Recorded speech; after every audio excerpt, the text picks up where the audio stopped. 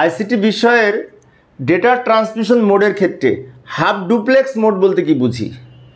তো half duplex mode হচ্ছে এই যে পদ্ধতিতে প্রেরক এবং প্রাপক উভয়ের সাথে যোগাযোগ করতে পারবে, তবে একই সময়ে না।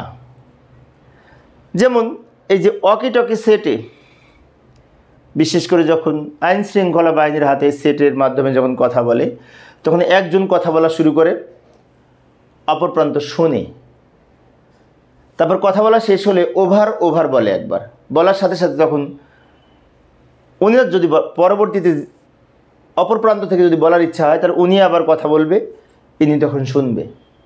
এখন যখন ইনি বলবে, ইনি যখন শুনবেন, তখন যে শুনবেন সে বললে ওই বিপরীত পক্ষ শুনতে পাবে না, তাতে একজনের বলা শেষ হলে আরেকজন শুরু করতে পারবে। এই সেটে কিন্তু বৈশিষ্ট্য। তা এই সমস্ত মোডকে বলা হয় হাফ ডুপ্লেক্স। যেমন ওয়াকি টকি সেটে এই সেটগুলোকে ওয়াকি টকি সেট বলে, যেখানে হাফ ডুপ্লেক্স মোড ব্যবহার করা হয়। তাই বলা হয়েছে সংজ্ঞায় যে উভয়ের সাথে যোগাযোগ করতে পারবে, তবে একই সময়ে না, একজনের শেষ হলে আরেকজন শুরু করবে। এগুলোকে হাফ ডুপ্লেক্স বলে। আর ফুল ডুপ্লেক্স হচ্ছে উভয়ের সাথে র্যান্ডাম যোগাযোগ করতে পারবে, যেমন মোবাইলটা ফুল ডুপ্লেক্স, তাই না? আর সিমপ্লেক্স একটা আছে। সিমপ্লেক্সটা হচ্ছে একদিকেই যাবে, বিপরীতে আসবে না। যেমন কম্পিউটার থেকে মাল্টিমিডিয়া ডেটা স্থানান্তর হয়, এটা কিন্তু সিমপ্লেক্স।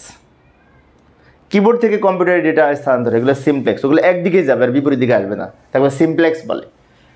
আর হাফ ডুপ্লেক্স হচ্ছে উভয় দিকে যাবে ডেটা, কিন্তু একই সময় না, একটা শেষ হলে আর একটা।